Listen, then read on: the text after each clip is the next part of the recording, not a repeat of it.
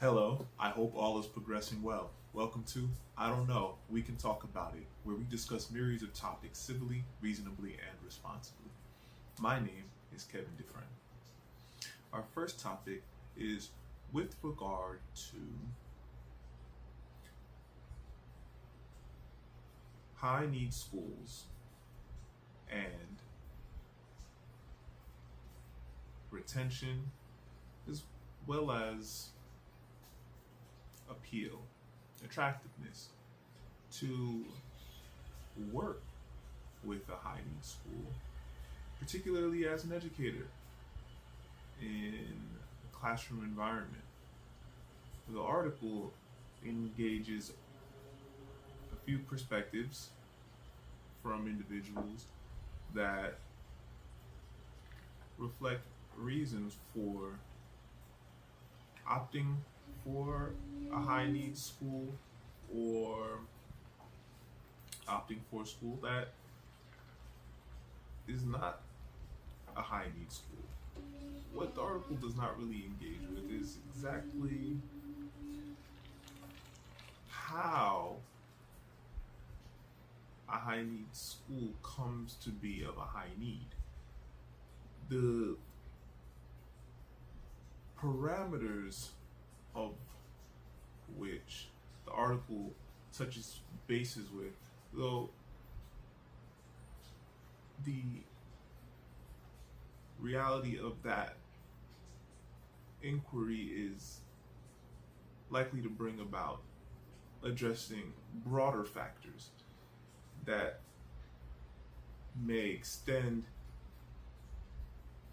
beyond that which what the article mentions may connect individuals particularly, though of a broader base of socio-economic situations requiring consideration for better comprehending what might be happening, not just on an individual level, though what might be happening with an environmental situation. And there are opinions that are valuable, aside with the other feedback available, to address important factors. Pay may be a factor for individuals that may be in an educational environment that may be of high needs, though if an individual is not of the experience of a high needs environment, then individual may be observing what may be appealing to an extent without full consideration of all the other factors that come with even a high salary and good benefits. There are individuals that are looking at high needs between different types of environments, assessing how teaching experiences may vary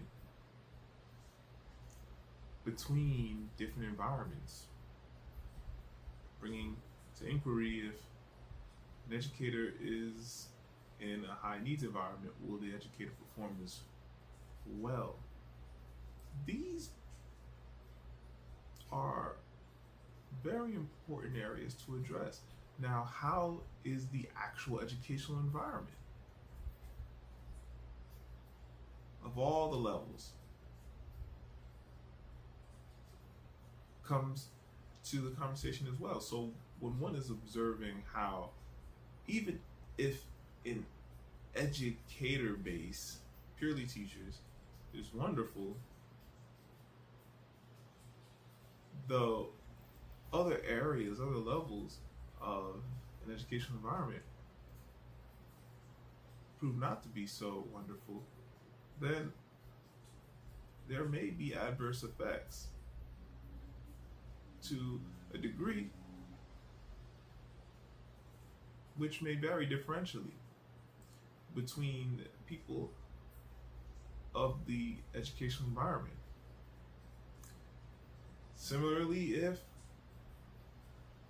the base of educators may not be so wonderful and every other part of the educational environment is wonderful, and if an educational environment is wonderful all through, though there may be a part external to the educational environment which comprises of layers, which is not so wonderful, that may be greatly affecting as well. So there are many ways to address what may be contributing to how experiencing any educational environment may be. Also, with addressing what high needs may be in connection with the structures of an educational environment, and this includes the external entities that may be affecting an educational environment as well.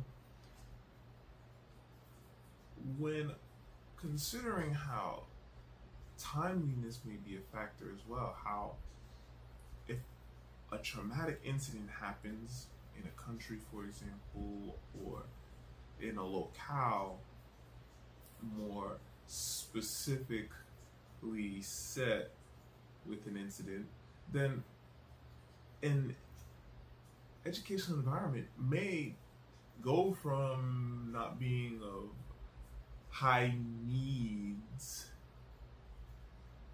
to being a high need environment, even if for a temporary time.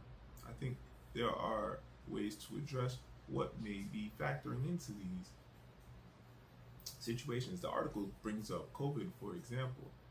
The extent to which the article brings up COVID is not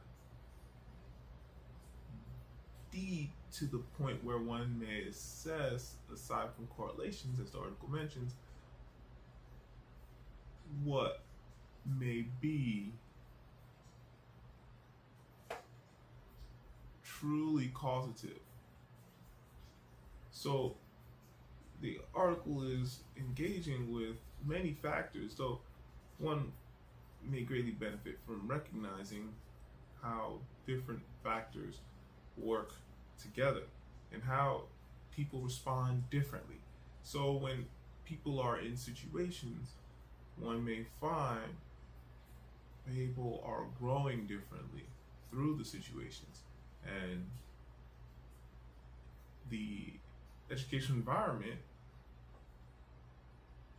is able to accommodate what the educational environment realistically sets out to accommodate.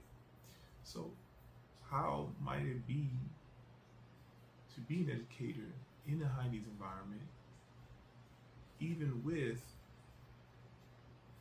a wonderful salary, benefits, a wonderful support system? What other factors may be impactful with regard to what an educational environment entails are important to address with regarding hiring, retention, and of course, whenever any conversation of hiring comes about or retention comes about, it's important to recognize what the assessment process is of an educational environment as is. What is happening with an educational environment to say that an educational environment actually knows what is going to be beneficial? The hiring process is very intricate. And when individuals are observing the landscape of hiring as well as retention, because what's happening already in an environment can be very helpful to understand what may need to change, what may need addressing, so as to ensure, one, retention is happening. Because if an environment is not healthy, if individuals find the environment toxic and environments are not catering to address change, and whether that's in the immediate educational environment or in the extending parts that may affect educational environments, which aligns with the educational environment. It's not to say the situation in a city outside of an educational environment, though, to say within that educational structure from that immediate environment up to the other levels of the educational infrastructure, if these are not receiving appropriate attention or addressing appropriately what needs the appropriate attention, then retention may seem very difficult. One may inquire if an educational environment does not have an aging out workforce, meaning in this regard, individuals opting to retire to leave the educational environment, and people are just leaving the educational environment, then there may be good reasons. Now, with that comes with the hiring portion. How is hiring going to happen effectively to address what may be actually beneficial for an educational environment? Again, this does not mean that all the situations are going to receive resolve through the hiring process if other areas of the educational environment are not receiving appropriate attention. To bring the education environment from a high need situation to an agreeably, wonderfully, highly efficient, successful, thriving situation. There are so many factors to consider, and every education environment may be able to contribute differently to what may be beneficial. So it's really important that different perspectives are coming to the table and that individuals are making the most appropriate efforts forward so as to ensure that educational environments may meet the higher and appropriate standards. Another important factor is the continuity of education, which really needs to regard how the areas of education connect as a whole, so that there is a balance of the pathway, so that higher education connects well with the high schools, and the high schools connect well with the middle schools, and the middle schools connect well with the elementary schools. And when going from the primary to secondary to higher education, that individuals are in wonderful alignment, so individuals may succeed outside of education. And if they want to continue in education, they may succeed doing so well without feeling any challenges that may come from any experience with educational structuring that may not be most optimal for the growth, the fulfilling potential of the individual. Which does not put everything on an educational environment, though, is to say that these spaces may have impact, just as much as the individual may have impact of self.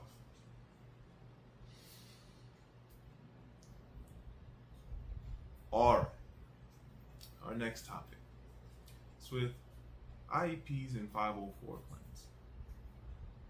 IEPs are very intricate. A fuller package detailing what an individual needs to succeed in an educational environment, and the IEPs may greatly integrate certain changes with what may be assisting the individual with being successful through education. The 504 plan, broader, looser, a lot more flexible, and the IEPs and 504 plans may really bring about wonderful learning dimensions for individuals, though one may question whether the learning alignment with the programming is going to be adequate enough for an individual's growth, how much tailoring is necessary for an individual's growth so that the individual is growing in well-rounding ways that are also not limiting the individual's potential fulfillment. So an individual is not receiving work for a particular level, though the individual is in a grade of which the work is of a different level as well. So the individual may be getting a social growth area, though work-wise may have to operate differently, and it's important to find where individuals may succeed with planning. The IEPs have strong structures, great support systems for individuals to receive that type of attention.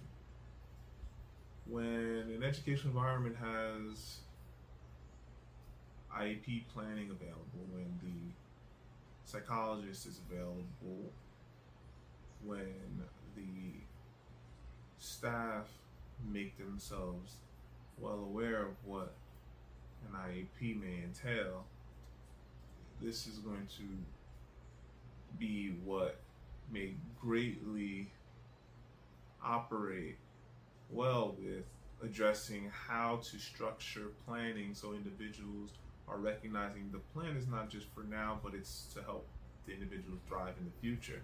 Bringing that understanding obviously is what education needs to do for everyone, though it's important to recognize that individuals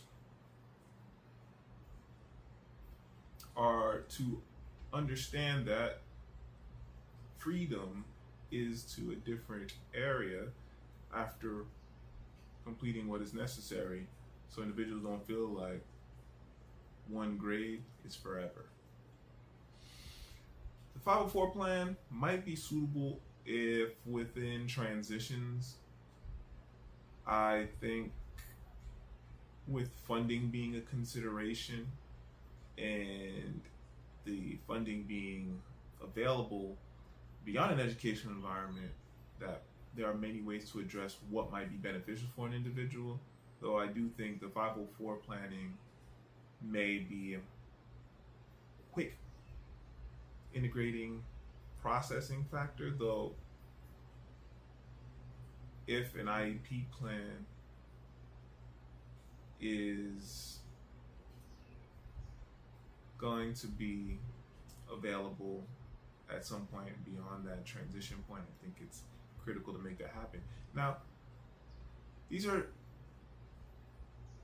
not only plans for having people receive funding, it's to ensure to have the proper supports so that education is accessible for individuals. There are schools for individuals with different abilities and different needs.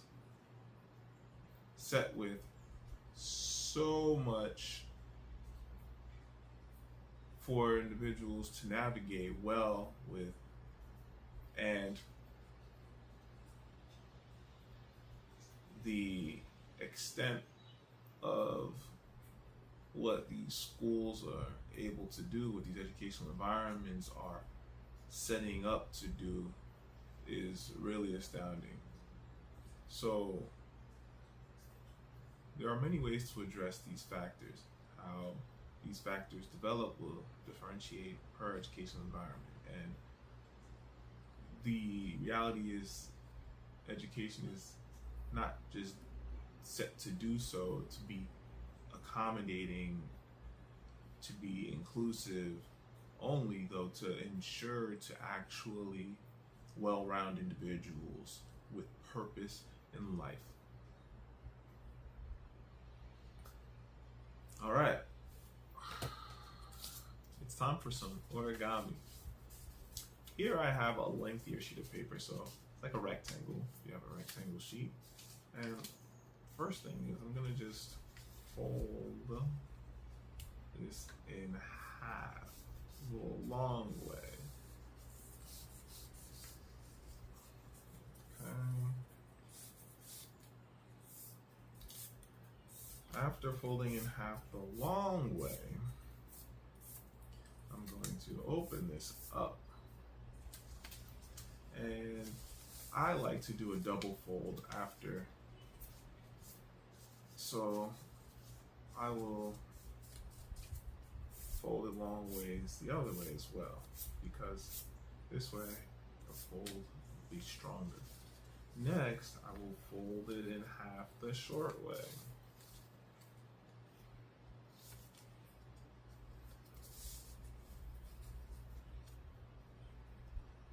And I'll fold it on the other side as well. Now, from here, just gonna fold in the corners of the area that is not open-ending. So there's an open end here, just gonna leave that for now. We're just gonna fold over that corner.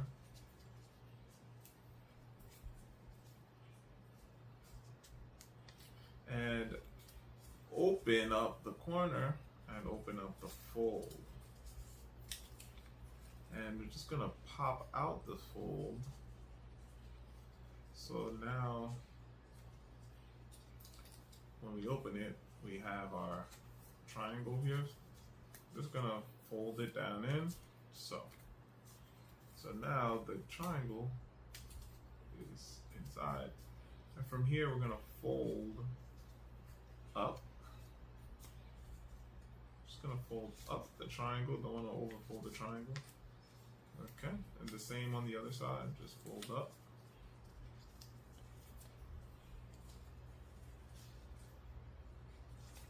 Try to make it even. Okay. And from here, we're gonna just fold down.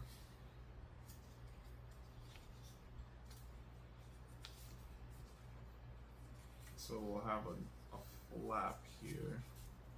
So you can see now, we fold it down here, and we have this flap. Now what's gonna happen is, we're gonna fold in this corner here, fold in this corner, and you can fold in the other corner too, because they're both gonna go through this. But when you fold in that corner, just gonna use it to open up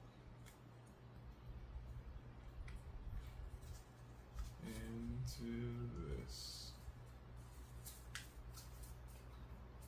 fold here, this triangle fold here, so just flatten it. Now what's gonna happen is, you have to do the same thing on the other side. So you open it, and you'll open this fold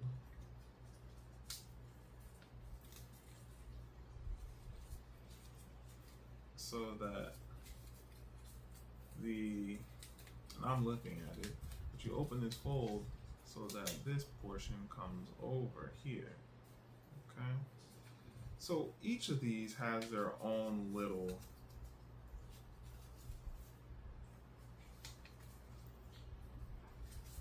window to operate through, and that's what we're looking to do. We're trying to get some overlap. So you'll find that you might have to share some space. You just have to like layer it over if you can there. But you are gonna have one overlapping the other. Okay. So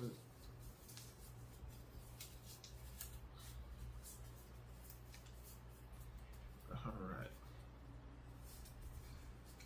And you can just honestly bring it over. It's just that when you have them overlapping solid, it goes right down the middle. Alright, then next you do the same thing on the other side. So you fold in.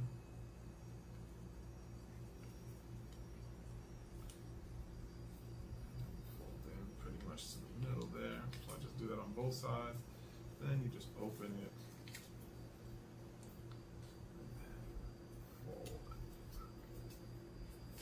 You'll see that it just aligns already. So when you open up the other side here,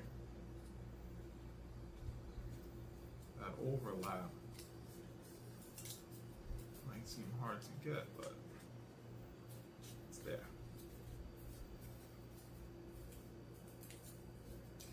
And from here, you open this portion, you take them and you bring them around. If necessary, you can just adjust one end so that it'll fit into the other end, no problem. And this is actually to be an origami butterfly,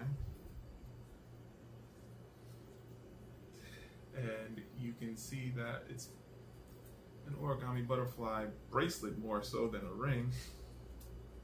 So with that consideration, let's see if I can get this around my wrist and try to make it so this bracelet. It's nice when you have it set into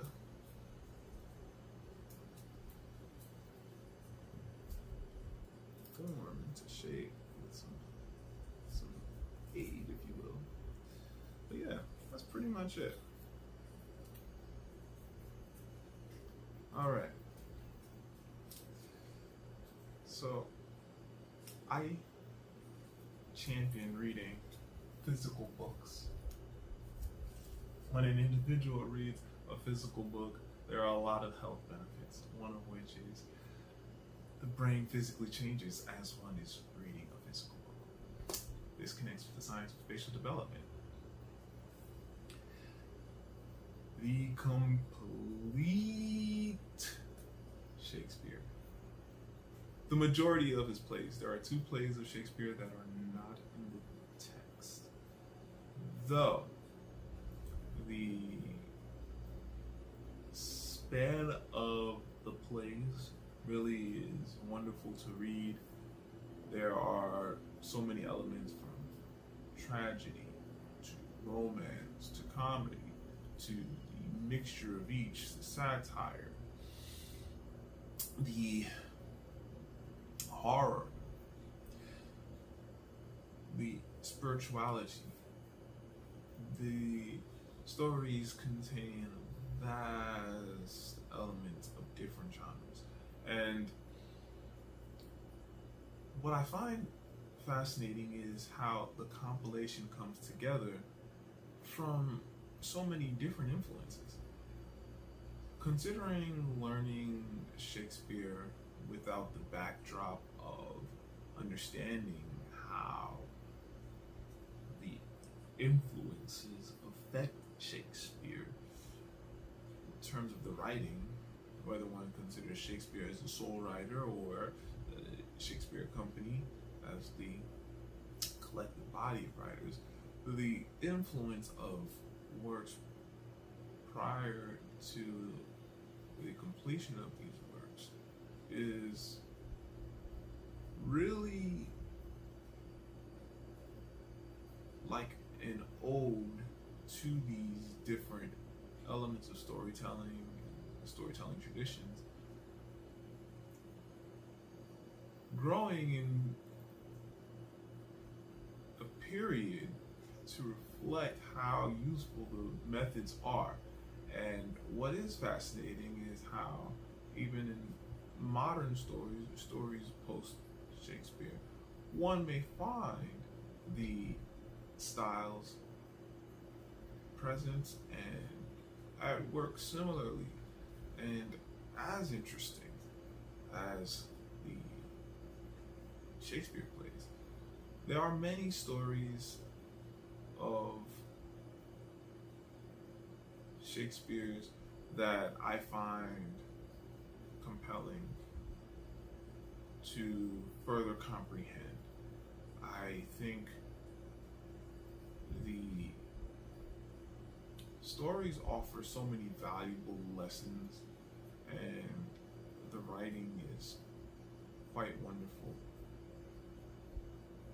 I don't have any favorites, though I do think the writing details of the stories, these plays, really captures each story uniquely. There are some characters that do experience crossovers, and there are some sentiments that do experience crossover, though with relevance, with skillful practice, with touches of cleverness, the applications are set very, very well, so individuals grasp the groundings in the story. So individuals are set to understand the implications of the elements of the story and how the parts work together to bring about the fulfillment of the story's potential. I really enjoy the text, and with the scope being so broad, I do find it's quite wonderful to go over a story, to read a scene again, because the text encompasses so much detail all in all. So in my actual review, I take note of what stands out thematically of inquiry with each play, and find that really helps with navigating the story and really digging into these stories as one might dig into whatever one finds appealing episodically is what really grounds the understanding, what really brings connection to the story, because the happenings of the story are quite appealing. These stories are eventful, and the intricacies between each event and between each character are what necessitate attention. So I find these stories really, really great to address as they are, though of course if one makes time to explore other forms of storytelling, of the traditions of other cultures, one may find great benefit in appreciating what storytelling has to offer, especially since these plays do very much in style, aside from language, because of the contents of each play. Thanks for joining. I don't know. We can talk about it. Onward and Upward, Kevin Dufresne.